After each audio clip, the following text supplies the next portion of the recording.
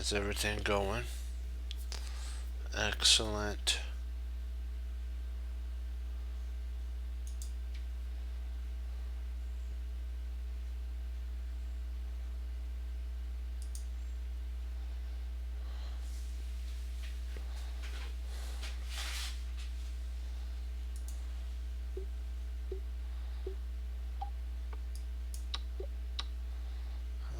Let's see here.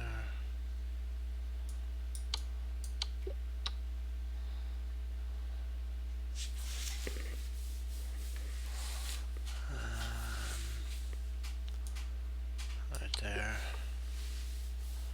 Let me see here.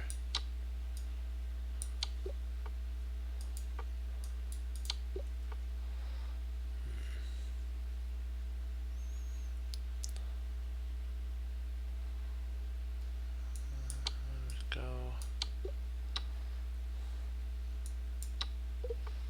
Oops. Let me see.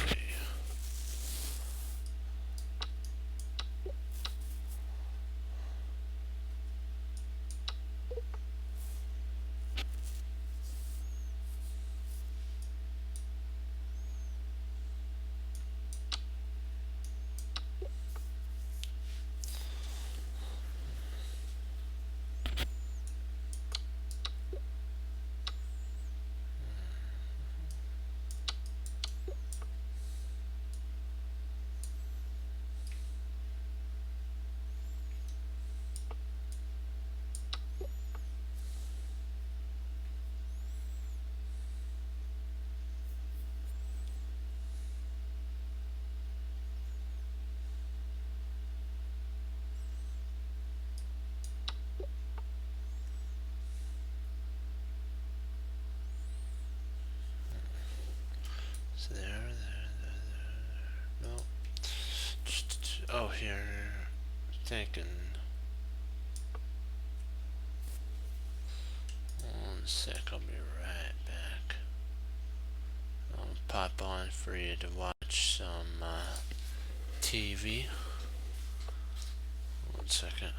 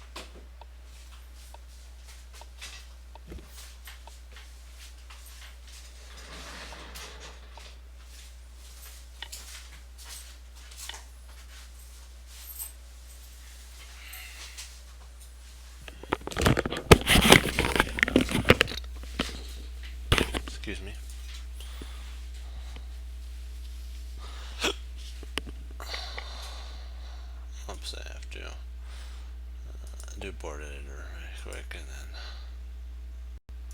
actually you probably should.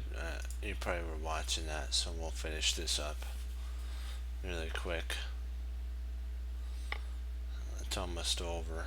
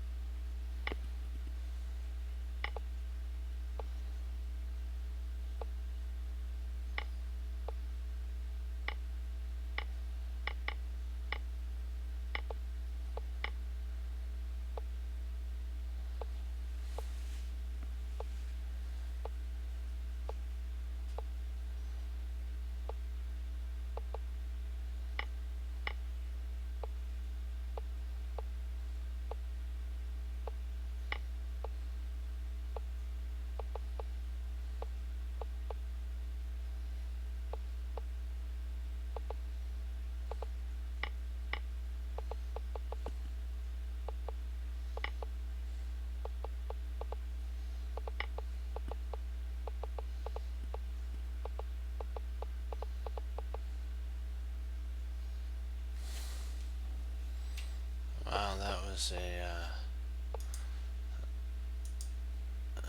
a blunderfest there. Thanks. That's the problem with Rapid and Blitz is unless you have automatic instinct, you blunder.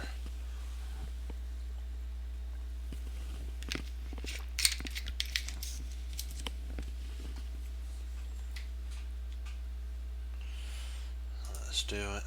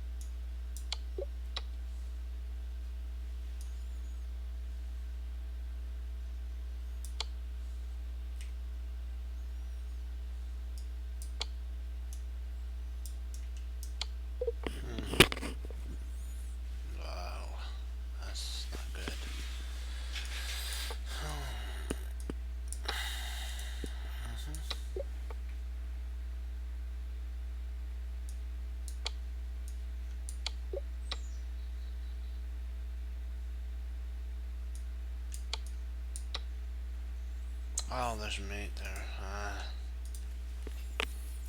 Try one more.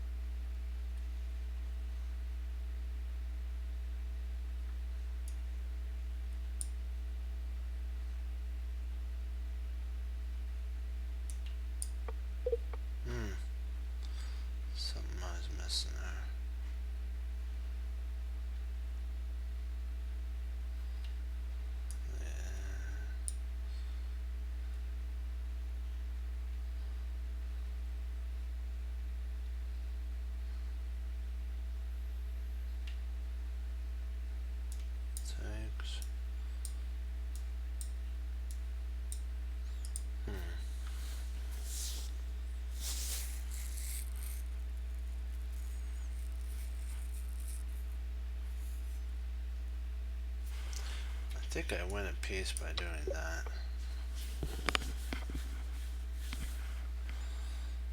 Let's see. Okay, takes there, there.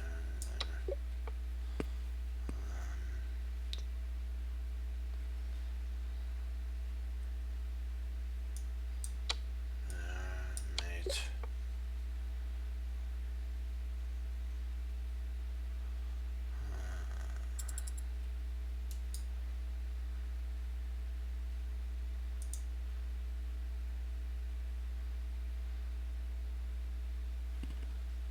Here we go.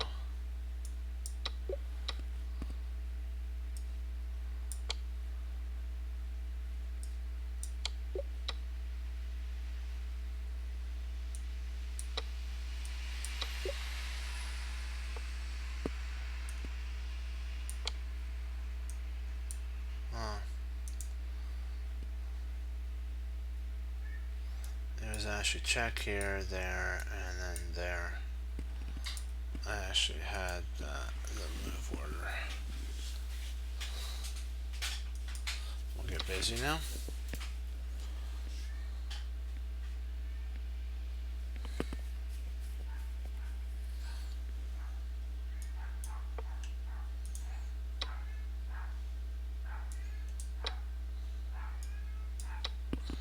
I knew I missed something, so it's this. Trapped piece.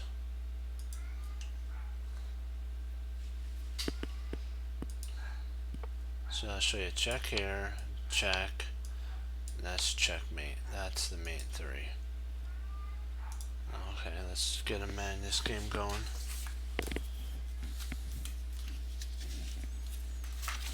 Let's see how we're doing here. Not too bad. Okay, not too many lines.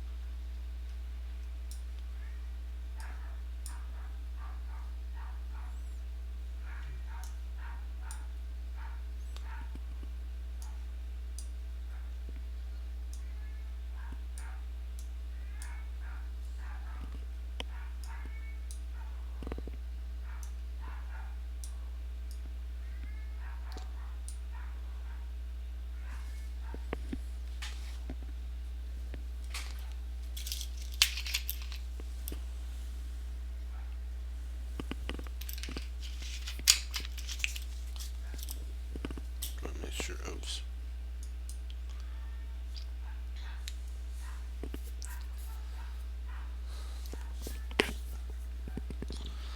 So far so good, so far so good. Okay. White to move. There we go. Madness is white. This is Levon Rodian is black.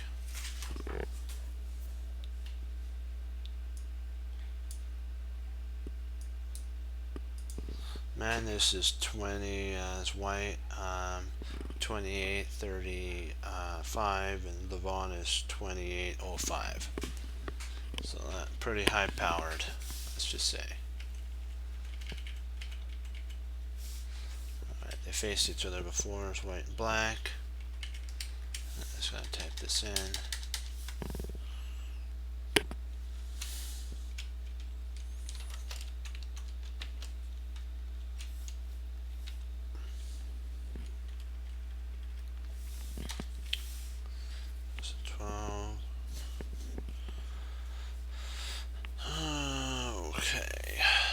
Good to go. Let's start it up.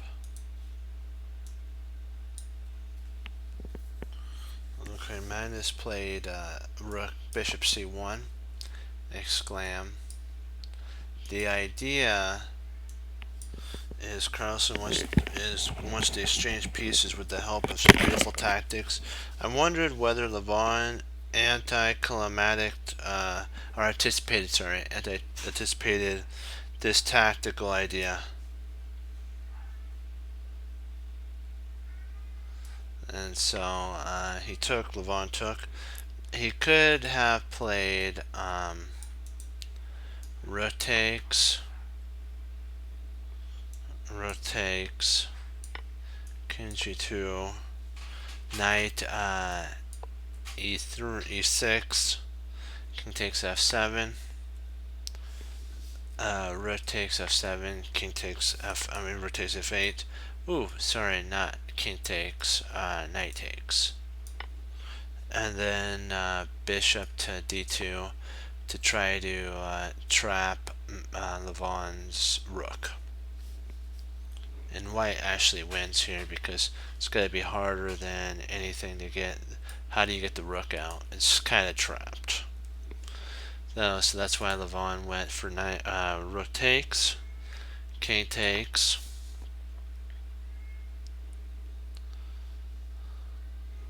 rook takes d1,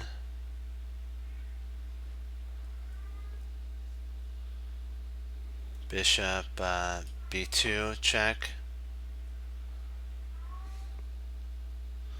knight f6, bishop g7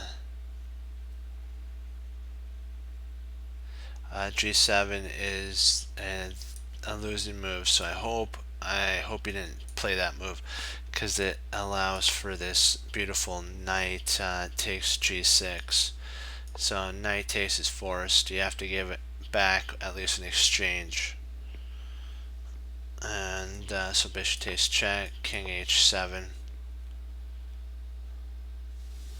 knight e6 to attack the bishop, bishop d6, bishop h6 is also a losing move as well because of knight g5. Knight g5 is an exclam move, check. The reason is it's trying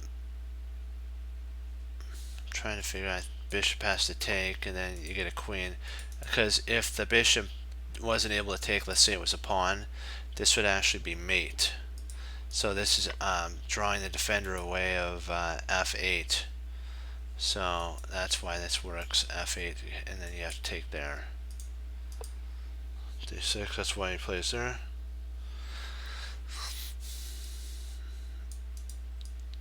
Bishop e5 by Magnus. He's trying to dissuade the bishop to queen. Bishop takes, knight takes, king h6, knight e6. Interesting idea would have been the author was proposing e1 exclam, because that puts the question to what does black want to play. g5 is an interesting move by Levon. So he has a rook, a bishop for, he has a rook for a bishop and a knight. So we're going to get to see. And Magnus is up a pawn, because he's got knight, bishop, pawn versus rook, just for a rook. I'm really wanting to start action on the king side. Just waiting would be hopeless. So if king h2, king e3, rook takes a2, which would get the pawn back, bishop f4, king h7, oops, king h7, and king d4, with the idea of shuffling the king over and winning this pawn. Magnus played h4, making sure that he will be able to defend the h-pawn. g4 fixes black's g-pawns also. It's favorable too. g4. And so if check, king f3, rook takes a2, knight d4, king g6, king bishop d6. White should win too because he's going to win another pawn, and there's really no good way to defend in this position. Levon would be ruined actually. Surprisingly, that would have happened, but these players are really good, so they're not going to fall for that. But remember, we're all human, and we make mistakes, so you never know that it may be a blunder there. Just remember to always look for the best moves, and then play your best.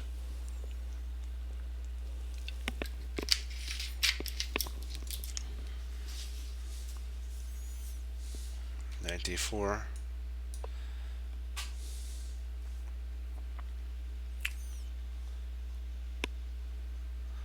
Rook d3 is an interesting move by Levon, with the idea of trying to get in and also activate the king. d2 doesn't work because king e3, rook takes, you win a pawn, but now king d3, and again the king's coming in to attack this pawn there. White soon wins the b pawn, like what we just talked about. Knight c6. Magnus is trying to go after b4. He wants to keep the h pawn, but he would also have given it away to get the two connected pass pawns. So king e2 is there. Bishop d, knight takes, knight f3, rook h1, and then bishop takes b also is a promising idea. We can, in theory, give up our knight for this and escort these pawns down with our bishop and pawns. So rook h2 or d2, king e3, rook takes. Now Levon's forced to go down this line. Bishop d6.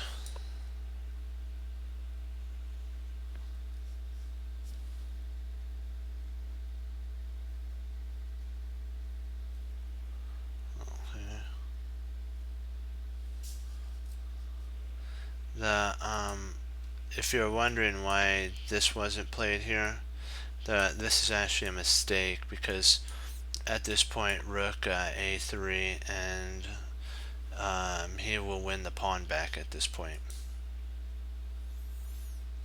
So rook a1, rook a6, knight e7, king f7. Now bishop takes b4 is strong and mostly winning at this point. If rook c2, knight d4 covers the pawn, attacks the rook. Rook c3 check. King e4 activates the king more. Rook h3, knight f3, which covers and almost traps the rook. Rook h1. Bishop e7 is a mistake here, so this is not a good move, but it was proposed. Rook b1 and knight d2, a1 check. Does not win, but bishop back here.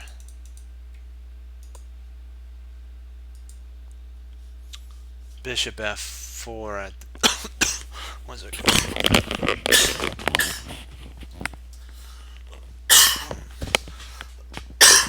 Excuse me. Bishop f4 actually at this point is the best move. So it is a winning idea, this one is. And white can defend both his pawn and go after the b pawn at the same time.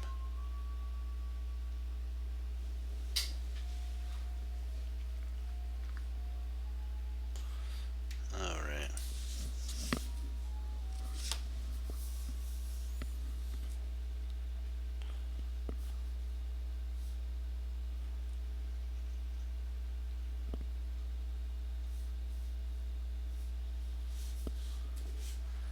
King d4.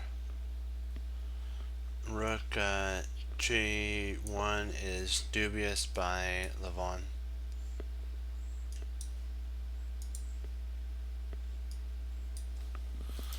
Let me get a drink.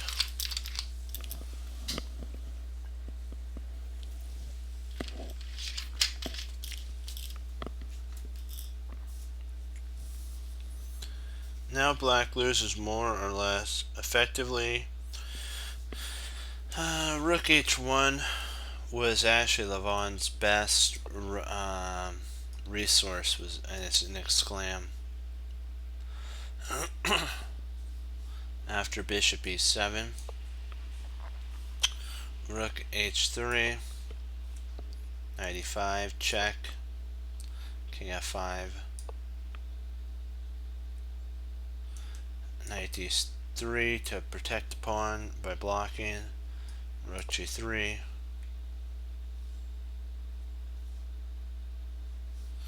king c4,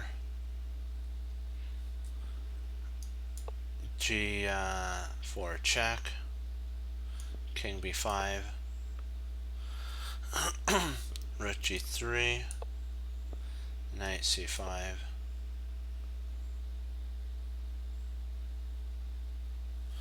and now g4, and white has to play for a Zook swamp in order to pass the move to his opponent.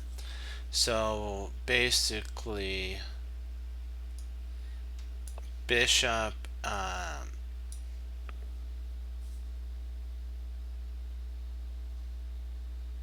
d8 is actually a double exclam.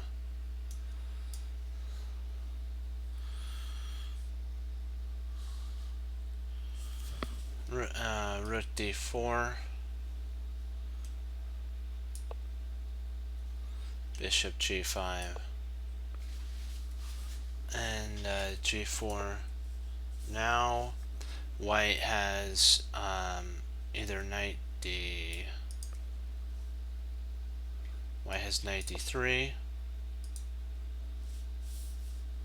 bishop e7, and so let's check out knight d3. Rook g3, king c4,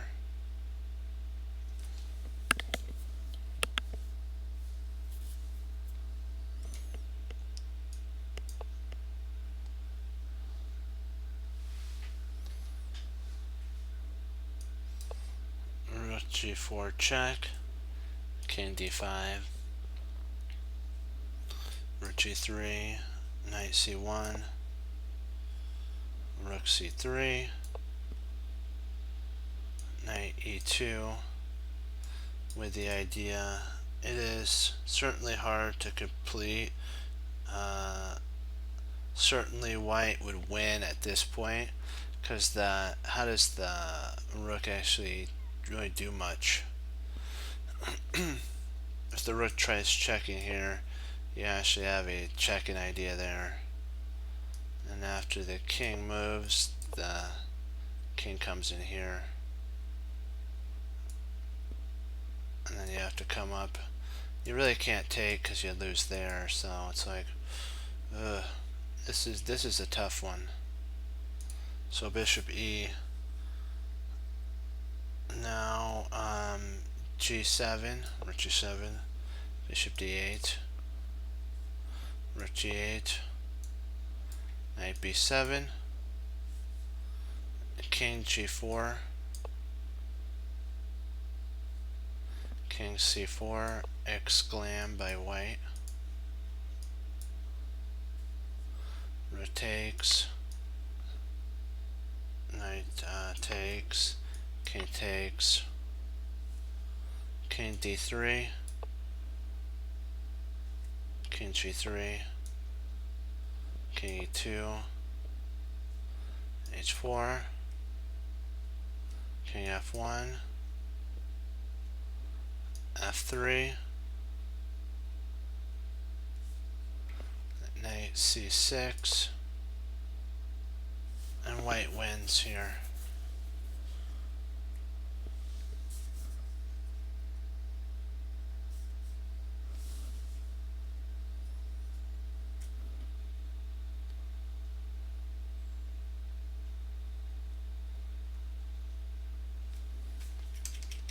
Bishop B7. Rook B4 is an exclam move. This is a better move for black.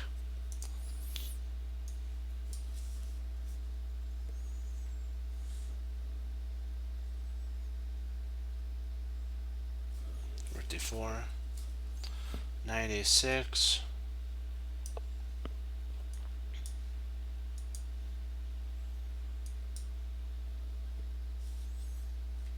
I think this move does the trick according to very deep analysis. If knight E4, rook E4, bishop G5, rook G4, knight takes, rook takes, H takes, and white wins at this point. Because the knight will eventually come over here, trade itself off, and the king will just move up and walk this pawn down the board. King C5, king F5, if rook H1, then bishop E7, rook C1 check, king B5, and rook C3,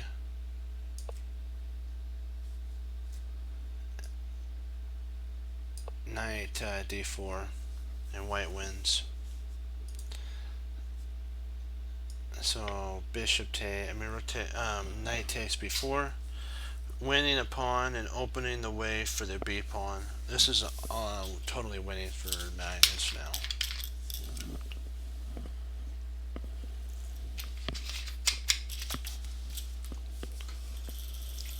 Rook C1, king D4, rook E1, knight C6. White starts the race. Rook E4,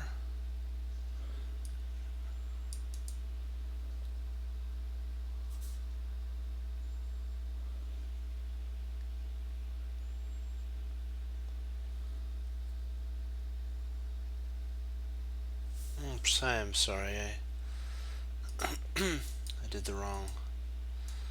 Knight C6, sorry. Now the race starts. King D5, rook takes. White is winning according to the table base. B4, rook H1, B5, rook B1, knight d4, king g4, after king f6, king c6, rook c1, check, and then bishop c5 is an interesting move and also winning. h4, b6, h3, knight f3 to cover h2, and white wins.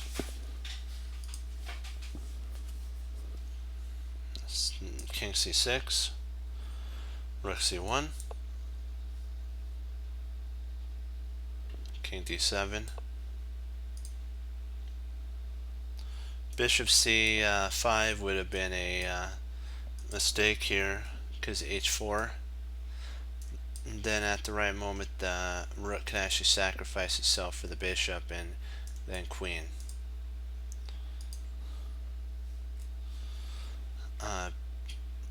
Rook b1, rook d1 allows for the exclam b6,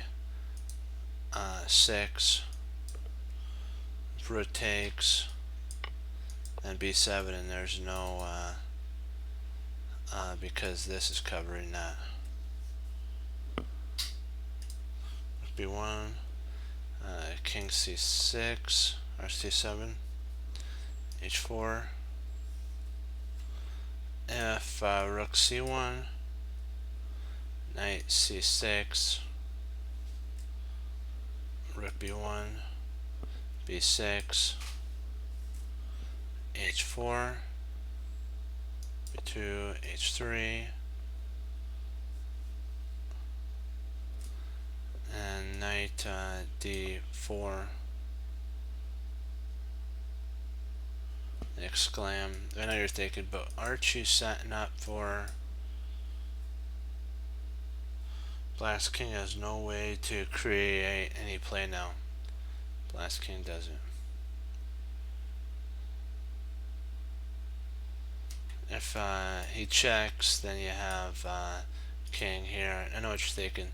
Can't they just check? Yeah, but here, then if you check, the knight seals up. Now you have a Lucinda position, and there's no way to stop the queening. It's all over. b6, king h3. Actually, wait a second. King h3, b7, king g2, knight f5, h3, and then knight h4, check. And white is really in a good position here. White's totally winning.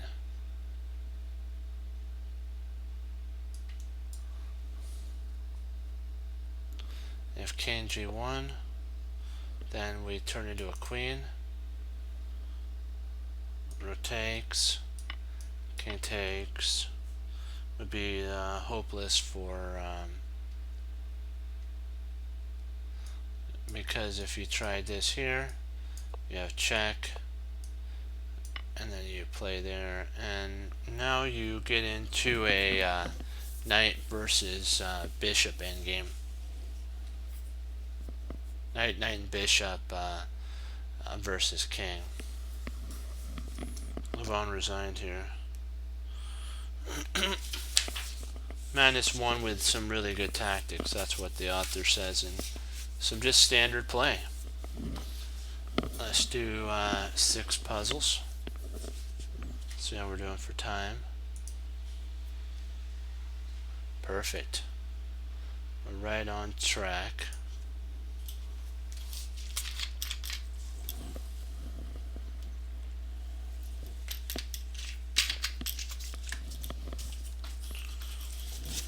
Okay.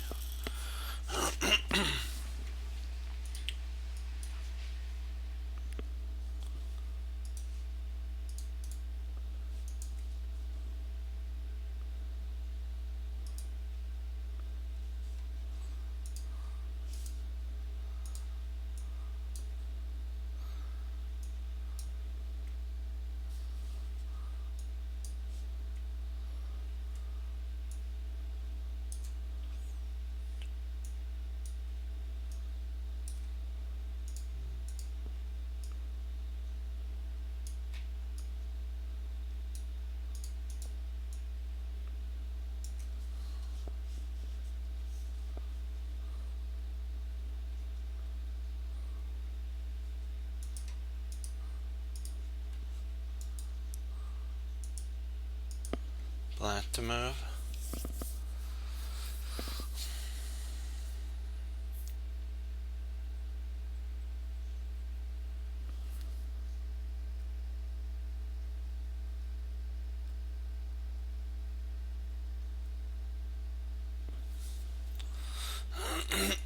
The idea is rook h3, king takes, then rook h1 is mate. If pawn takes, then rook h1 is mate.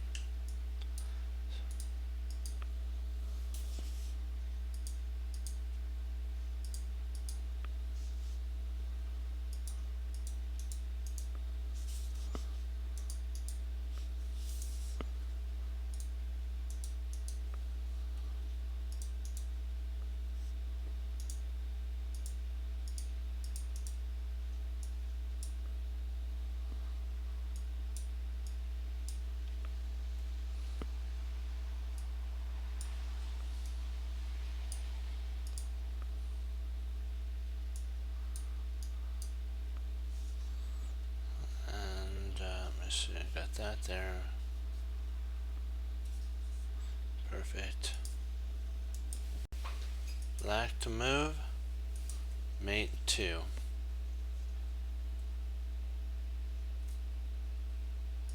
Knight to g3.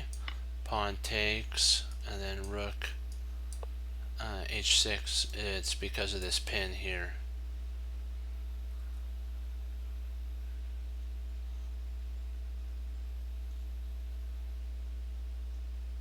Yep, that is. You gotta love it. You do gotta love that mate.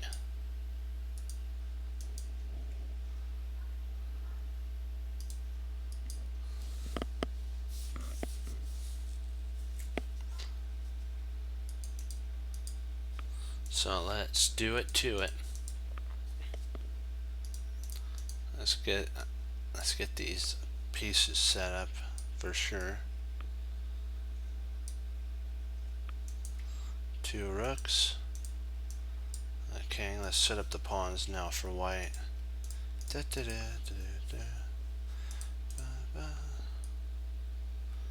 2 bishops. Surprisingly, white has a tremendous amount of material, but remember, material means nothing if mate is looming in the air. So we have all experienced something similar to that when you have a lot of material but your opponent checkmates you. And Morphy did that with the Opera game. This one is an interesting one. I'll give you a second if you want to take your hand, try your hand at it. You're black to move mate 2. This is a pretty, it reminds me of a Puzzle Rush move, Puzzle Rush game.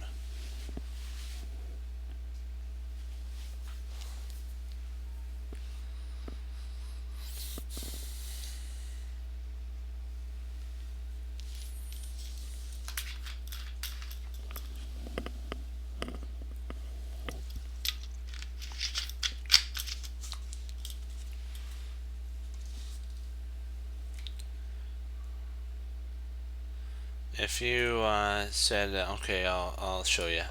Knight f3 check. G takes f3, and the queen comes sliding in because of this pin again. You gotta love the pins. Pins are like power, especially when they're absolute. Absolute pins are really nice to be able to employ on your opponents.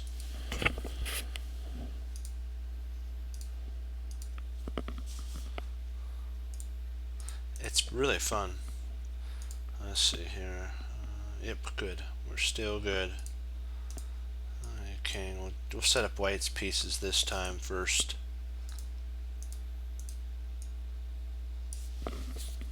Now we'll set up black.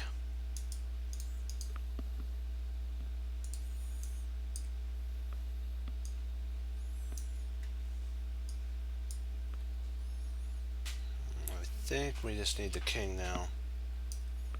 This should be lots and lots of fun. Alright, perfect. Okay, dokie.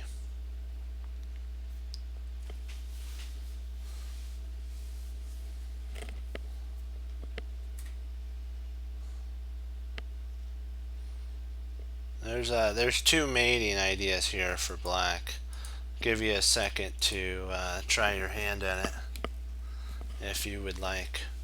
Black to move mate 2.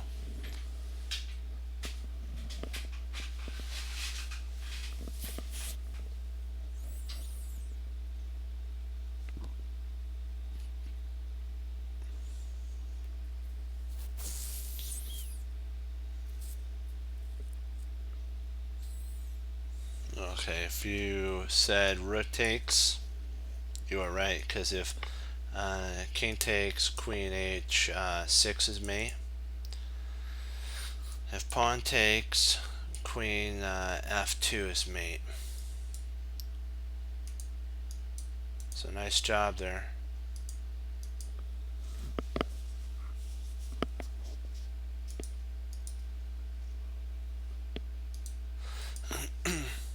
Let's set up white again first, and then the last game our puzzle will set up black.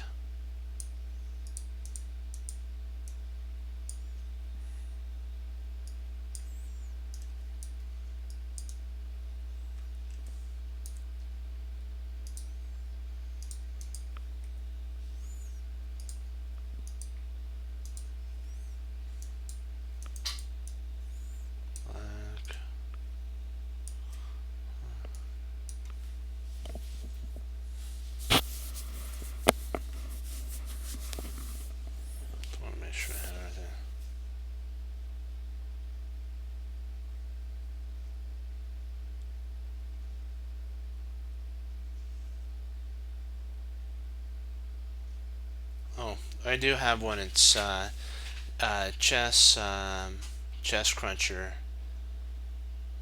Chess Cruncher's on YouTube. I have a website. I mean, not a website, but a YouTube channel, Chess Cruncher. I need to post on it. A lot of stuff's been going on, but I haven't been posting on it, so I'm gonna have to get on that and get a boatload of the ones uploaded. But that's, you know what, remember, the one thing is you always gotta do is stream and do it, and then posting, yeah, you gotta be responsible for that. I gotta always keep up on that.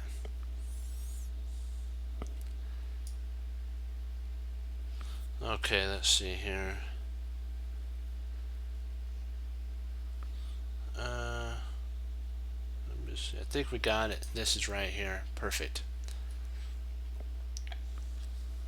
Yeah, puzzles. I like doing puzzles because I find that they help with tactical understanding, especially when you go into Puzzle Rush. If you do Puzzle Rush on chess.com.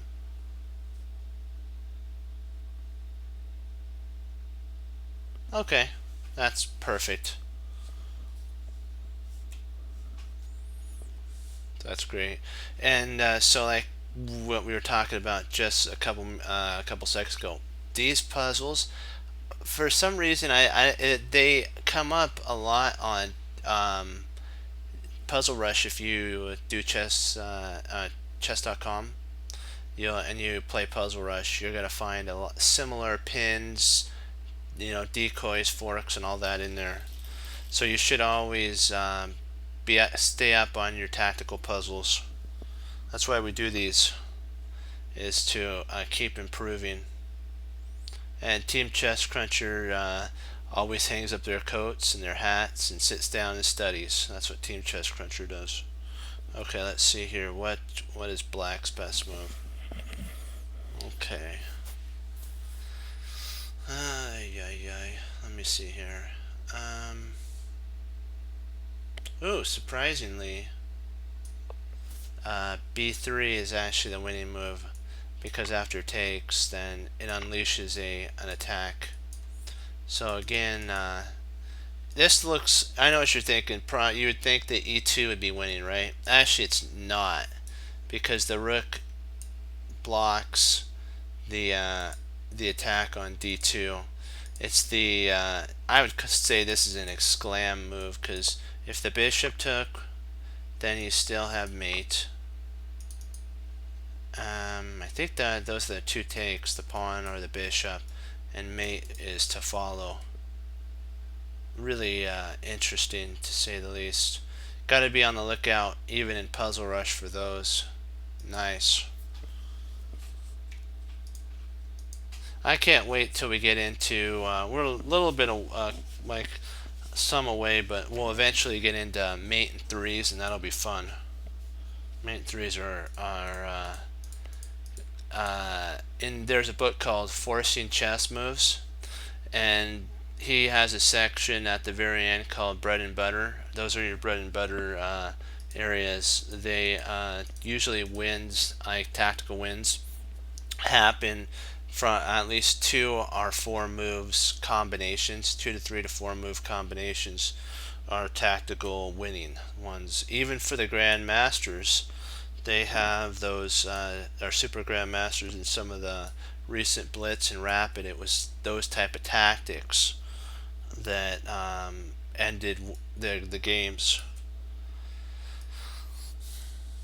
Like the one that I noticed that it happened in was the one when Fabi was facing Magnus in the I think it was the Blitz one, and that happened.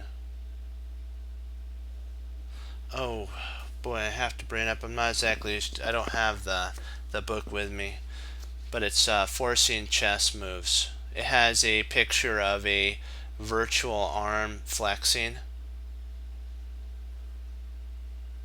and he calls it. He says that the computers see tactical. Oops, I gotta keep putting this in. I don't want to lose track on that. They keep computers see tactical moves. They see brute force. He calls it. Says that the computers see brute force moves, and that's what they see. Like, they don't mind sacrificing. Computer doesn't mind. Our engine doesn't mind sacrificing material to win, and they don't worry about compensation.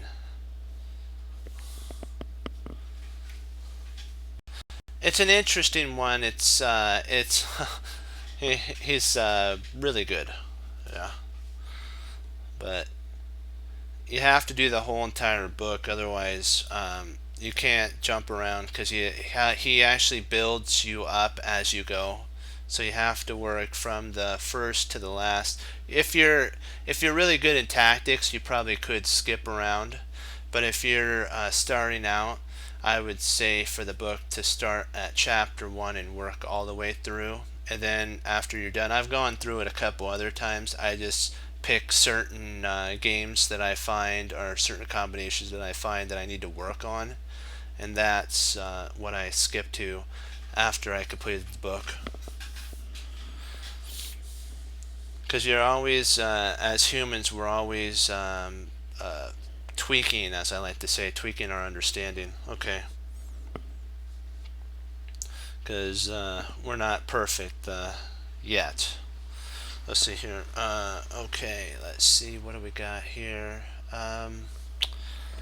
Okay.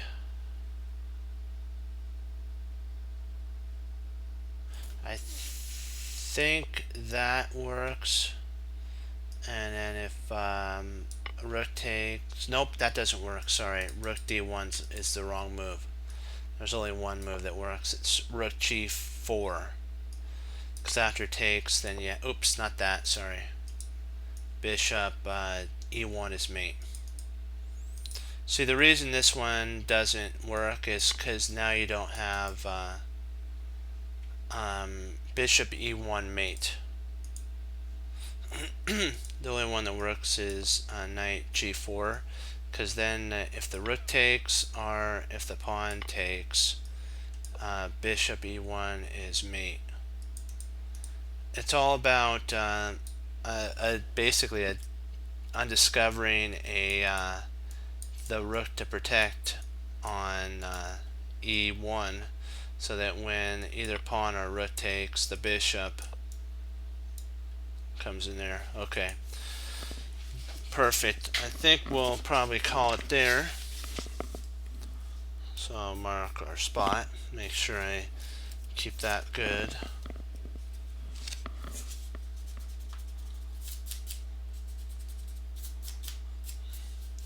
And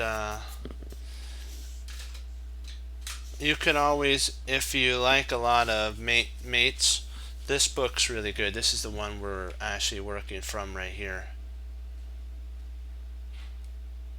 This one here is a really good one too. It has 5,334 puzzles.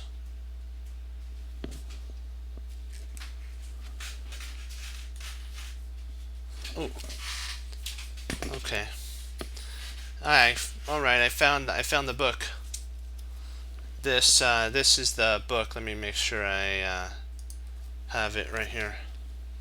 Forcing chess moves. Right there.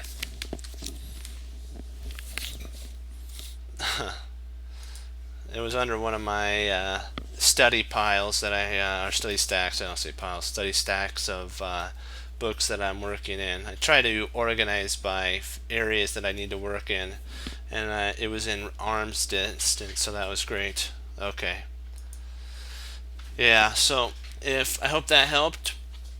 Yeah, it's a really good book, and we may go over it later on, and we might do a study on it.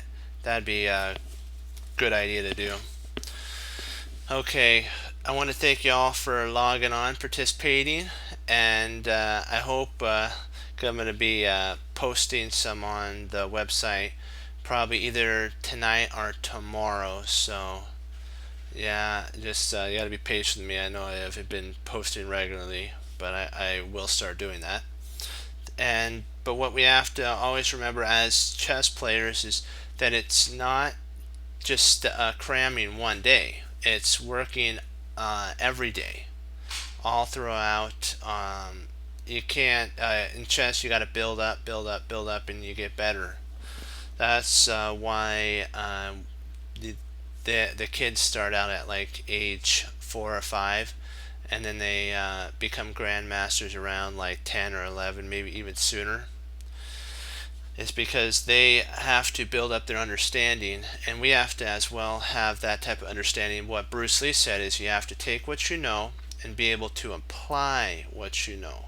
And I always think about that. It's not what age you start at chess. It's how much determination, how much dedication you want to put into it, and how much discipline you have to put into it too.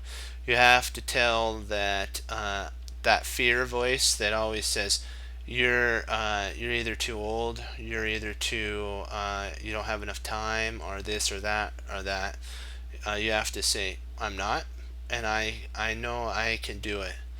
And they actually found out that adults chess players that are training have, for some reason, we have the ability to grasp and hold a lot, but we have to make sure that we believe that we do, and that's the whole basis. I gotta say, I wanted to leave you with on this talk here is that it doesn't matter what age you start in chess.